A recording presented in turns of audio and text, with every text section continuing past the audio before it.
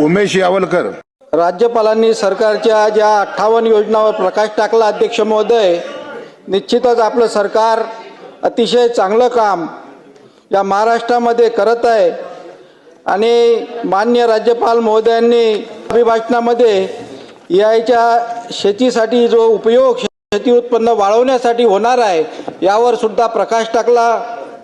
अध्यक्ष महोदय, मी राज्यपालांना धन्यवाद देतो. अध्यक्ष महोदय, आपलं सरकार शेतकरी शेतमजुरांसाठी बऱ्याच योजना राबवत आहे. या संदर्भात गोसीखुर्द धरणाचा उल्लेख मला करावासा वाटतो. आपल्या मुख्यमंत्री महोदयांनी आपल्या सरकारनं 95,000 कोटी रुपये खर्चाचं या योजनेला मान्यता दिली आणि आमच्या विदर्भामध्ये मराठवाड्यामध्ये या गोसीखुर्द धरणाचं पाणी आम्हाला मिळणार आहे. माझ्या अमरावती जिल्ह्यामध्ये सुद्धा या धरणाचं पाणी येणार आहे. माझ्या मतदारसंघामध्ये 18,000 हेक्टर जमीन या योजनेमुळं ओलिताखाली अध्यक्ष महोदय येणार आहे. मी महाराष्ट्र सरकारचं अभिनंदन करतो. शेतकरी सुखी झाला पाहिजे, शेतमजूर सुखी झाला पाहिजे, यासाठी आपलं सरकार निश्चितच चांगलं काम करत आहे.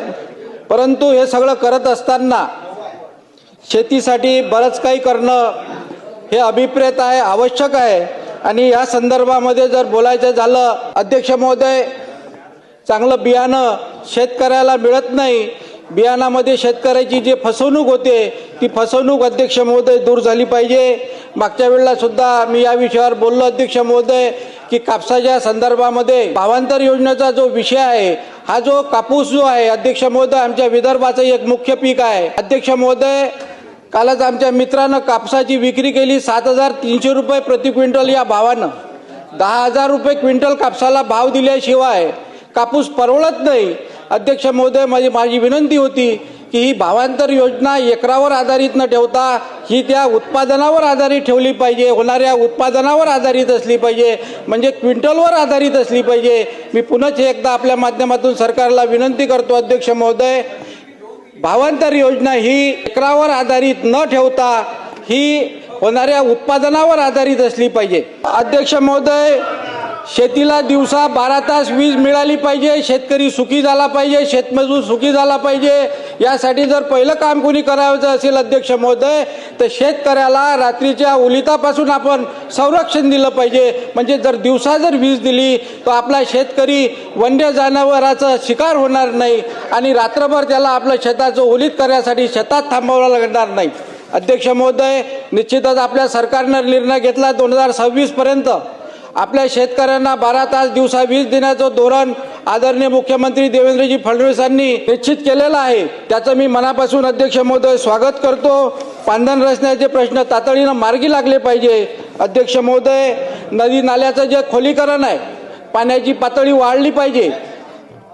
अध्यक्ष महोदय, ओलिताच्या सोयी झाल्या पाहिजे, पाणी पातळी वाढली पाहिजे, यासाठी नदी नाल्याचं खोलीकरण अध्यक्ष महोदय झालं पाहिजे. माझा मतदारसंघ ड्राय झोन आहे, त्यामुळे जास्तीत जास्त प्रमाणामध्ये आमच्या मोर्शी मतदारसंघामध्ये नदी नाल्याचं खोलीकरणावर खर्च अध्यक्ष महोदय हा झाला पाहिजे.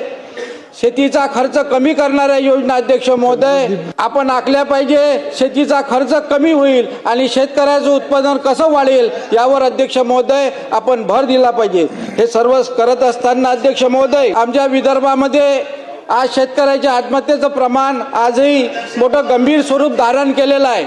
अध्यक्ष महोदय, खास करून पश्चिम विदर्भामध्ये आत्महत्येचं प्रमाण हे जास्त आहे. माझ्या अमरावती जिल्ह्यामध्ये मागच्या काळामध्ये म्हणजे मागच्या वर्षामध्ये जवळपास 700 आत्महत्या शेतकरी शेतमजूर यांचा अध्यक्ष महोदय झालेले आहे. शेतकरी शेतमजूर आत्महत्या का करतायत अध्यक्ष महोदय? अध्यक्ष महोदय, याच्यावर गांभीर्यपणानं चर्चा झाली पाहिजे. आपण बऱ्याच उपाययोजना शेतकऱ्याच्या संदर्भात करतो आहे, परंतु शेतकऱ्याच्या आत्महत्या अध्यक्ष महोदय कमी होत नाही. शेतकऱ्यांच्या सोबत शेतमजुरांच्या सुद्धा आत्महत्या मोठ्या प्रमाणात अध्यक्ष महोदय होत आहे. अध्यक्ष महोदय, गांभीर्याने विचार करणारी गोष्ट आहे. हे काही सत्ता पक्षाची विरोधी पक्षाचा विषय नाही अध्यक्ष महोदय. अध्यक्ष महोदय, हा सत्ता पक्षाचा विरोधी पक्षाचा विषय नाही. शेतकऱ्याच्या आत्महत्येवर गंभीरपणे विचार करण्याचा ही वेळ आहे अध्यक्ष महोदय. कारण तरुण पोरं आत्महत्या करतायत अध्यक्ष महोदय. आर्थिक विपन्नावस्था आहे. आज 66% आत्महत्या अध्यक्ष महोदय ज्या कुटुंबाचं उत्पन्न 1 लाखापेक्षा कमी आहे अशा कुटुंबात झालेले आहे. त्यामुळं या शेतकरी कुटुंबाचं, या शेतमजुराच्या कुटुंबाचं जोपर्यंत आपण आर्थिक उत्पन्न वाढवणार नाही, उत्पन्न वाढणार नाही अध्यक्ष महोदय, तोपर्यंत या आत्महत्या अध्यक्ष महोदय कमी होणार नाही. पण बऱ्याच उपाययोजना करतोय अध्यक्ष महोदय, परंतु तरी आत्महत्या कमी होत नाही. अध्यक्ष महोदय, कुठंतरी सिस्टीममध्ये त्रुटी आहे. या त्रुटी आपल्याला दूर करावं लागेल. बऱ्याच मागच्या काळामध्ये योजना आपण कार्यान्वित केल्या, शेतकऱ्यांसाठी बऱ्याच उपाययोजना केल्या. या सगळ्या गोष्टीचा सांगोपांग विचार अध्यक्ष महोदय झाला पाहिजे. शेतकऱ्यांच्या कुटुंबातले आरोग्यविषयावर होणारा जो खर्च आहे, मुलाबाळाचं लग्न होत नाही अध्यक्ष महोदय, आर्थिक विपन्नावस्था आहे, अनेक अडचणी शेतकऱ्याच्या लेकराच्या शिक्षणाच्या समस्या आहे. या सर्व विवंचेतून शेतकरी कुटुंबामध्ये, शेतमजुराच्या कुटुंबामध्ये आत्महत्या अध्यक्ष महोदय होत आहे.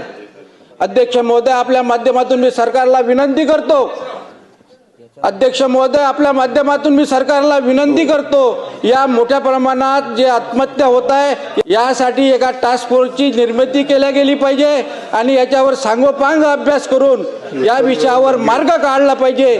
अध्यक्ष महोदय, मला बोलण्याची संधी दिली यासाठी आपले आभार मानतो. शब्दांना विराम देतो.